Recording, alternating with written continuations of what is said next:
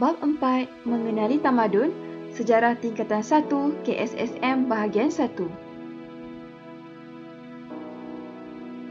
Anda akan mempelajari 4.1 Maksud Tamadun, 4.2 Konsep Tamadun, 4.3 Ciri-ciri Tamadun Awal Dunia. Maksud Tamadun. Dalam bahasa Yunani, perkataan tamadun, civilization, diambil daripada perkataan Yunani, iaitu civitas, bermaksud bandar atau kota. Tahap kemajuan dalam kehidupan masyarakat dicapai dalam bidang kebudayaan, sains, industri dan sistem kerajaan. Untuk bahasa Inggeris, tamadun disebut civilization, iaitu tahap pembangunan manusia dan organisasi yang dianggap paling maju. Tahap kemajuan merangkumi pengetahuan, kepercayaan, seni, moral, undang-undang, adat dan kebolehan manusia atau organisasi. Bahasa Arab.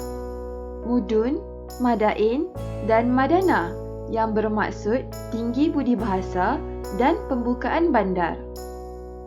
Istilah lain yang sama pengertian ialah hadarah, kawasan, daerah, bandar, kota, kampung dan kawasan bercucuk tanam. Hadari pula bermaksud tanah atau rumah yang didiami oleh masyarakat, tahap kemajuan dan memperoleh kekayaan. Bahasa Melayu, tamadun bermaksud suatu peradaban yang merujuk pencapaian kemajuan masyarakat dari segi kebendaan serta perkembangan pemikiran meliputi bidang sosial, budaya, politik dan lain-lain yang tinggi. Kemajuan kebendaan merujuk kepada pencapaian dalam penciptaan seni bina seperti bangunan dan empangan serta sistem ekonomi seperti percukaian dan kewangan dan hasil cipta seperti membuat kertas, lukisan dan ukiran. Tamadun penting bagi membina kemajuan dan kemodenan kehidupan manusia yang teratur dalam sesebuah sistem masyarakat. 4.2 Konsep Tamadun. Konsep tamadun dalam sudut pandangan Islam, Ibn Khaldun dan juga Syed Muhammad Naqib Al-Altas. Sudut pandangan Barat oleh Arnold J. Toynbee. Sudut pandangan Islam. Konsep tamadun dalam Islam dibina atas kerangka Islam sebagai adin ataupun cara hidup. Tamadun mengikut pandangan Islam merangkumi pembangunan lahiriah dan rohaniah yang berasaskan nilai dalam pendidikan seperti yang disarankan oleh Al-Quran dan hadis serta ajaran Nabi. Sudut pandangan Islam oleh Ibn Khaldun. Ibn Khaldun ialah tokoh awal yang membicarakan tentang konsep tamadun Islam. Beliau memperkenalkan konsep tamadun iaitu umran dan hadarah yang digunakan dalam bukunya yang bertajuk Muqaddimah. Hadarah mengandungi prinsip-prinsip nilai meliputi aspek akidah, syarak, akhlak, falsafah, kebudayaan dan peradaban. Madaniyah pula lebih menjurus kepada aspek kebendaan dalam kehidupan dan lebih bersifat umum kepada semua manusia. Kedua-duanya bermaksud perbandaran dan tamadun. Istilah hadarah dan madaniyah ini lebih menepati konsep tamadun dalam Islam dan berpusat kepada wahyu. Sudut pandangan Islam oleh Syed Muhammad Naqib Al-Altas. Syed Muhammad Naqib Al-Altas pula berpendapat tamadun ialah keadaan kehidupan insan bermasyarakat yang telah mencapai taraf kehalusan tata susila dan kebudayaan yang luhur bagi seluruh masyarakatnya.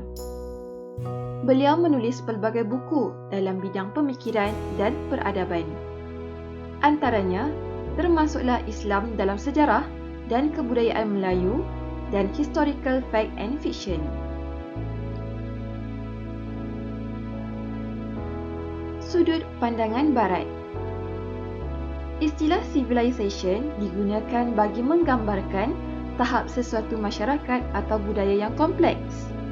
Lazimnya, masyarakat bertamadun diukur melalui pencapaian ilmu dan teknologi, ekonomi, struktur politik, kemasyarakatan dan pertempatan di kawasan perbandaran. Bagi masyarakat Barat, tamadun dikaitkan dengan pembangunan lahiriah, terutamanya dalam bidang kebudayaan seperti kesenian, penulisan, undang-undang dan perbandaran. Sudut pandangan Barat oleh Arnold J. Toynbee. Arnold J. Toynbee menjelaskan tamadun sebagai suatu sistem masyarakat yang memperkasakan sistem politik, ekonomi, sosial serta kesenian dan kebudayaan. Latihan. Yang pertama, perkataan sivitas bermaksud A. Bandar, B. Tata susila, C. Kesejahteraan atau D. Kemajuan rohani. Soalan kedua.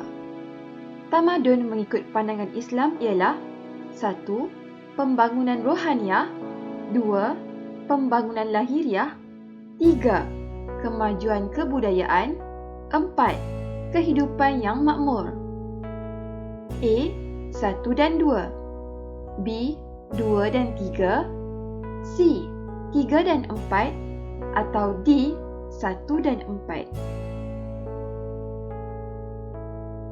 Jangan lupa like, share dan subscribe. Terima kasih.